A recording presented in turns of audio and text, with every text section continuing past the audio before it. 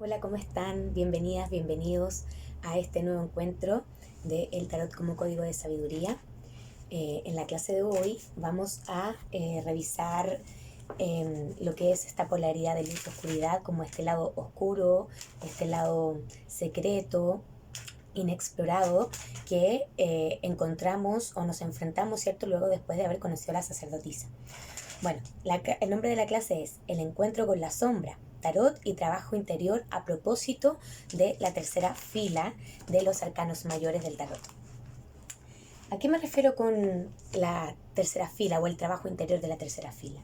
Hablo de la experiencia de habernos encontrado cara a cara con la carta del diablo y de ahí en adelante avanzar. Mira, ahí ya el diablo está jugando sus cositas, aquí están, sus trampitas. Y bueno, justamente encontrar ese lado imperfecto, esa, no sé, ese control que ahora quiero tener todo controlado y de repente, boom, viene justamente un despiste o algo y hace que todo se mueva. Y bueno, y en ese caos, encontrarse uno mismo, saberse brillar, saberse ahí, no sé, con que uno, no sé, sale al mundo, luego la polaridad de ese brillo, de esa estrella que se extingue, sería esta luna, ¿cierto? Este lado instintivo, este lado salvaje, este lado misterioso, inexplorado. Luego amanece el sol, el juego, la diversión, el conectar con aquello que me da alegría, el llamado ahí del ángel y del subconsciente respecto a despertar y de darse cuenta de las cosas como son, para finalmente integrar todos estos aprendizajes en una nueva etapa en la vida. Así podríamos resumir, ¿cierto?, como el tránsito de la tercera fila, pero me ha pasado que ahora justamente con las clases de tarot, ahí entrando un poco más profundo, vamos a poner ahí las 7 cartitas de la última fila. Bueno, entrando más profundo, me dicen cómo me enfrento a mi sombra. Y claro, eso es un proceso personal, es usar el tarot, las herramientas incluso de aprendizaje para mirarse uno adentro, para mirarse los miedos, mirarse los traumas, mirarse quizás, no sé, todas aquellas cosas que no nos gustan o no queremos reconocer. Envidia, celos, apegos, miedos, dolores, traumas, inseguridades, imposiciones, etcétera. Todas esas cosas que cuando logramos darle un espacio y mirarlas, podemos mejorarlas, podemos trascenderlas y podemos tener obviamente una mejor calidad de vida y de vínculos y de sintonía con uno mismo también al aceptar ciertas cosas. Bueno, ¿por qué es linda esta clase? Porque bueno, después de las clases que tuvimos de El Mago, Iniciados, Kybalión, etcétera, y luego como en contacto con esa mujer profunda que nos llama la sacerdotisa a habitar, hice un trabajo interior de mi naturaleza femenina profunda, de ir a lo profundo de mí, de ir descubriendo cosas, y me encontré con tesoros como este, que es el que va a ser el protagonista el día de hoy, Mujeres que corren con lobos, un libro que trabajé justamente en un periodo de trabajo de oscuridad y que ahora siento que va como de la mano con esta como inicio de viaje de la tercera línea de la fila de arcanos del tarot, que es el diablo, ¿cierto? Diablo, torre, estrella, luna, sobre todo este libro, Mujeres que corren con lobos. Siento que lo que nos hace es conectar con el lado salvaje, el lado instintivo, esa perra, esa loba que está ahí, que quiere aullar a la luna y que de repente estamos tan domesticadas o tan adormecidas en nuestras jaulas que no nos damos cuenta de que al omitir o callar esa parte de nosotras, estamos ahí justamente creando un desequilibrio de luz y oscuridad. Entonces esta clase es justamente para poder ir y habitar la oscuridad, pero de una forma de luz, de conocimiento, de ir a sacar riquezas, de usar esa oscuridad un poco como abono para resurgir como ave fénix, que es lo que siento que estamos ahí en proceso de. Bueno, antes de eso les quiero leer un poema que sale aquí en este mismo libro de Mujeres que corren con lobos, Clarisa Pinkola Estés, por favor.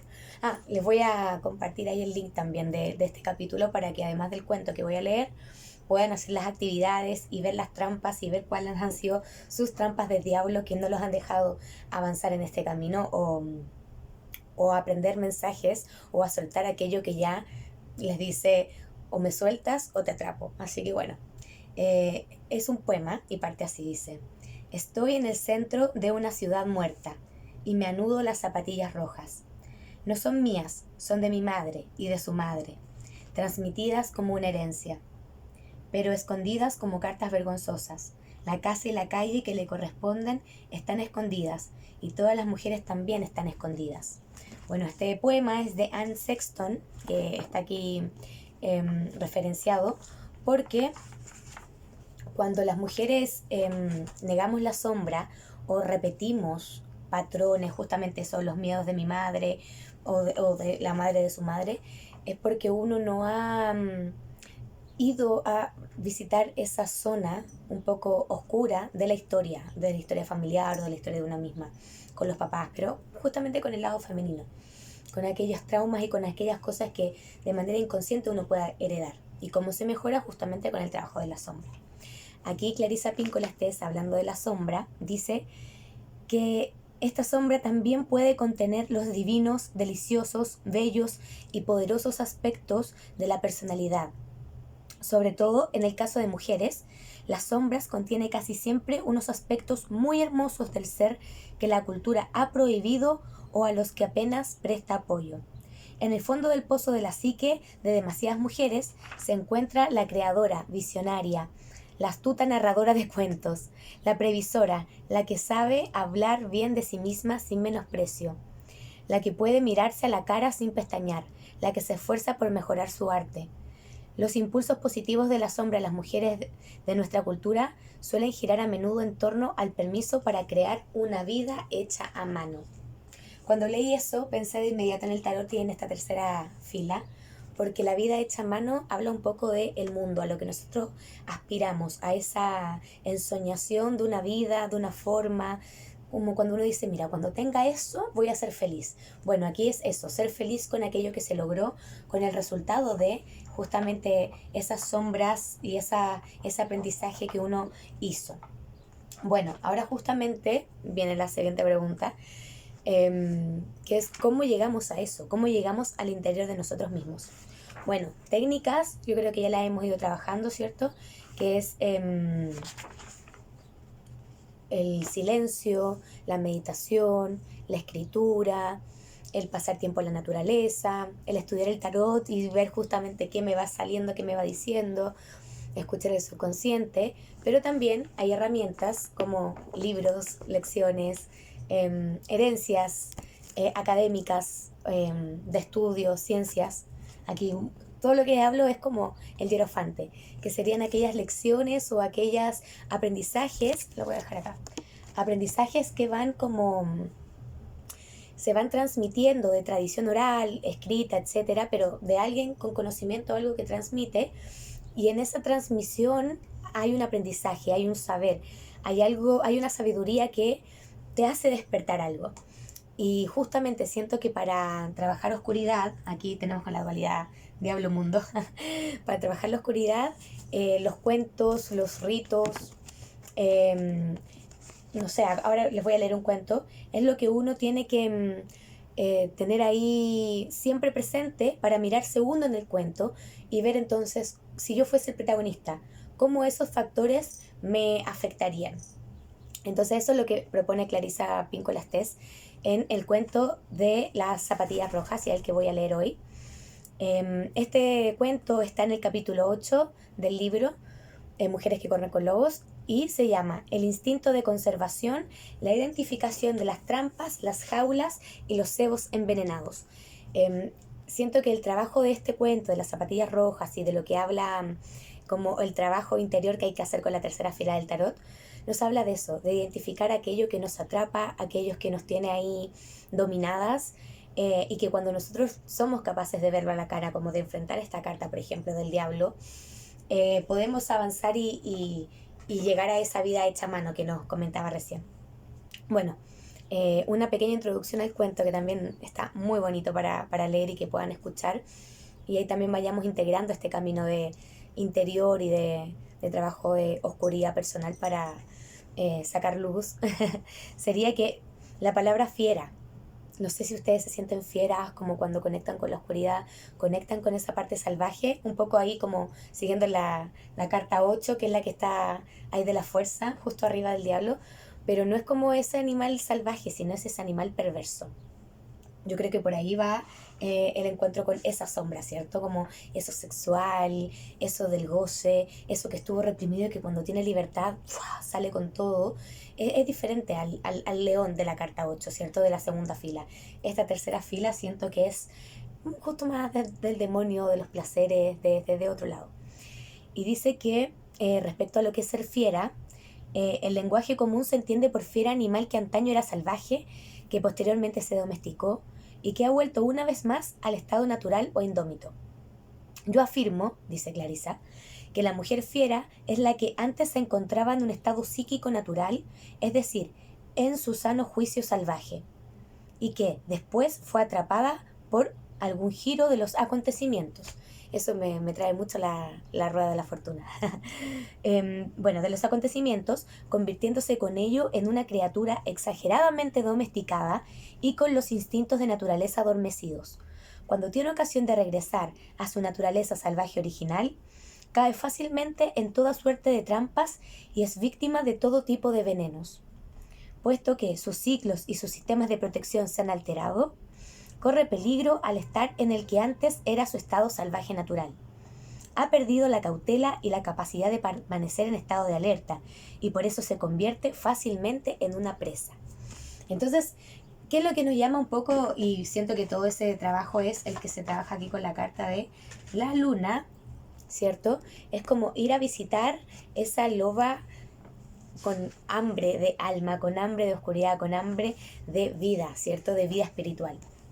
Ahora, bueno, haciendo honor ahí al sagrado hierofante, voy a leer el cuento de las zapatillas rojas porque siento que habla y explica muy claramente cómo el trabajo de las sombras, el trabajo de aquello que deseamos pero los reprimimos, nos puede llevar a una condena, a perdernos, a quedarnos en lo superficial, en lo banal y en lo peligroso también.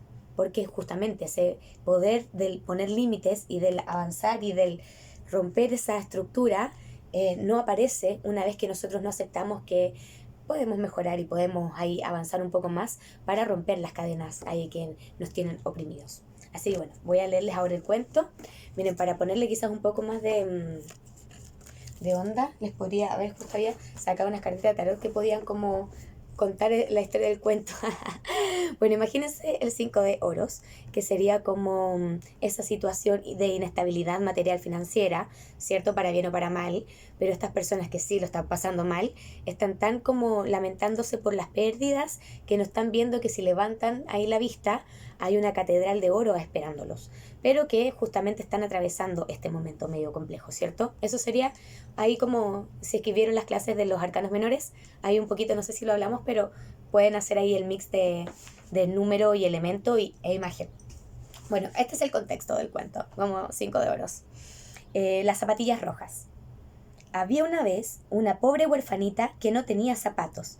Bueno, aquí también vemos ahí el tema de la muleta, el tema del hombre sin zapatos. Ahí hay algo arquetípico justamente de todo esto. Pero siempre recogía los trapos viejos que acostumbraba. Y con el tiempo se cosió un par de zapatillas rojas. Aunque eran muy toscas, a ella le gustaban. La hacían sentir rica a pesar de que se pasaba los días recogiendo algo que comer en los bosques llenos de espinos hasta bien entrado el anochecer. Pero un día, mientras bajaba por el camino con sus andrajos y sus zapatillas rojas,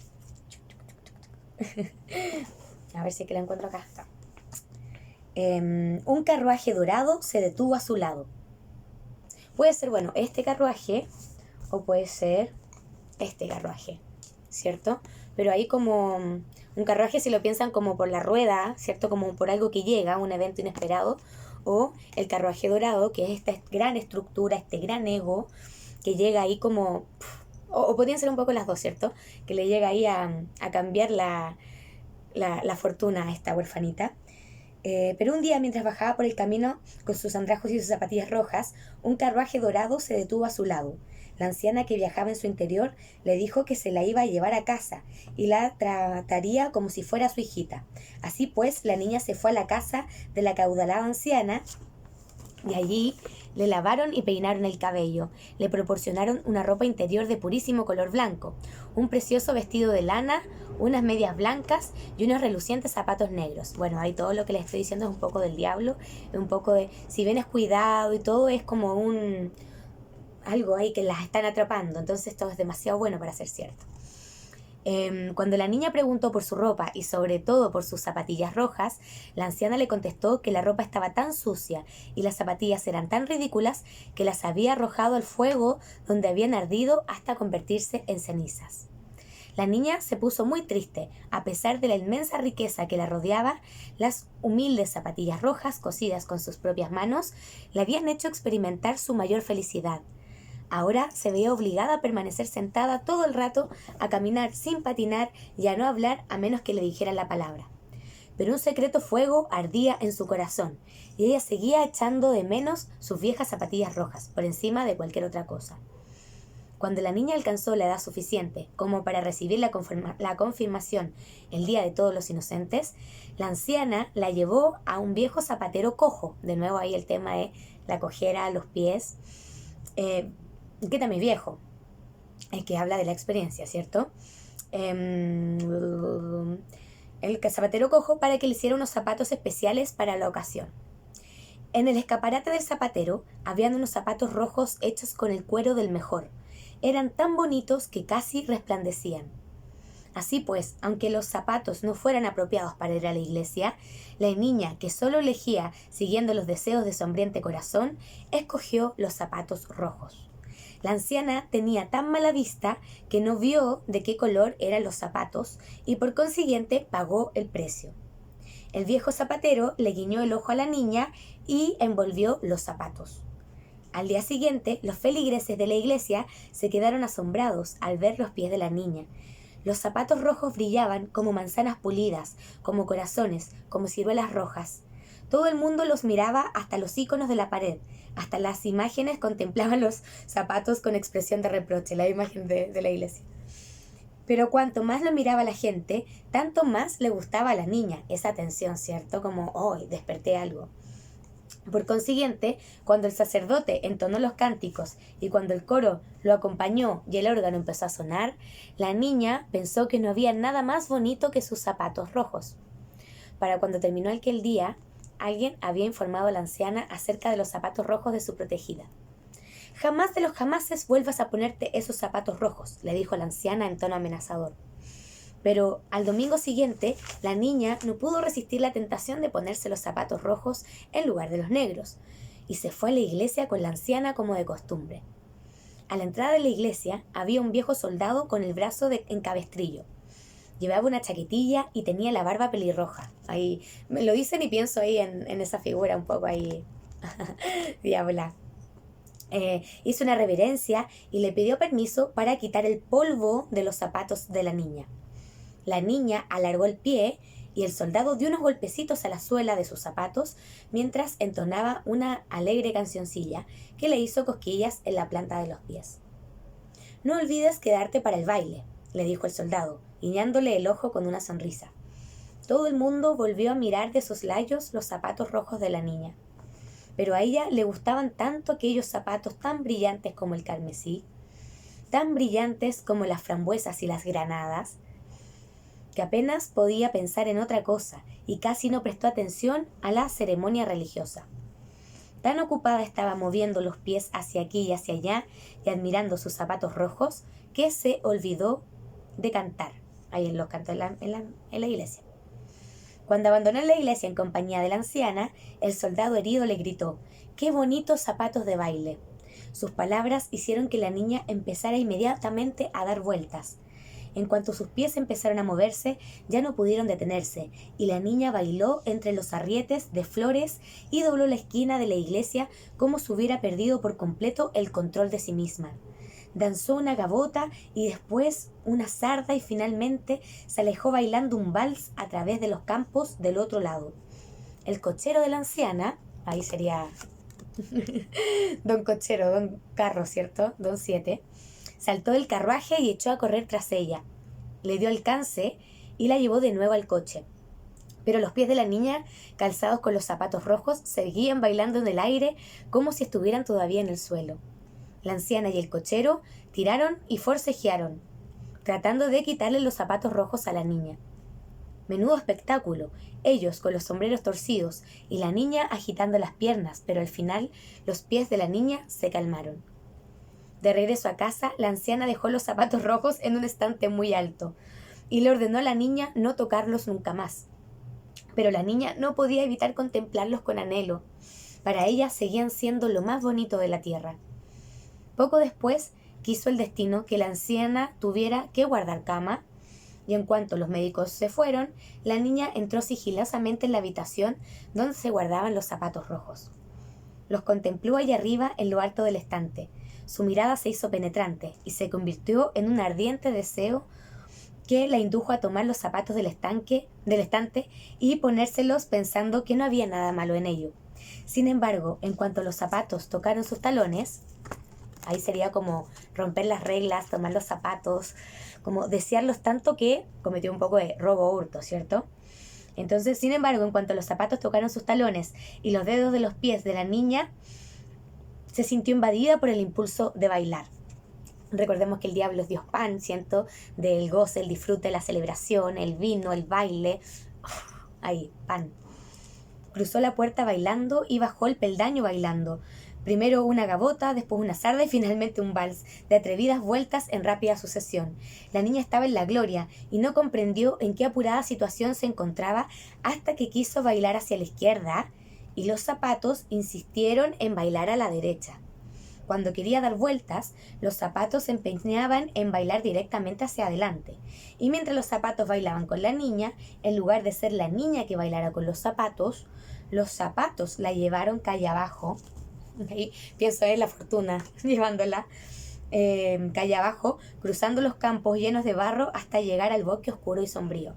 Ahí sería la luna, ¿cierto? El bosque oscuro y sombrío. Ahí está. Ah, bueno, ahí... Bueno, o también pueden ser los infiernos. Ahí, aquí está la carta de la luna, acá.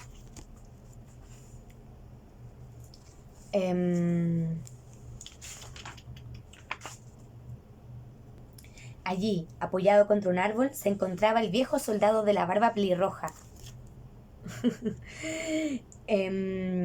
con su chaquetilla y brazo en cabestrillo. Vaya, qué bonitos zapatos de baile. Brazo en cabestrillo sería un poco como aquí, como este así como medio lesionado, ¿cierto? Vaya, qué bonitos zapatos de baile, exclamó. Asustada la niña intentó quitarse los zapatos, pero el pie que mantenía apoyado en el suelo seguía bailando con entusiasmo y el que ella sostenía con la mano también tomaba parte en el baile. Así pues, la niña bailó y bailó sin cesar. Danzando subió las colinas más altas, cruzó los valles, bajó la lluvia, la nieve y el sol, bailó en la noche oscura y al amanecer, y aún seguía bailando cuando anocheció. Día-noche, ¿cierto?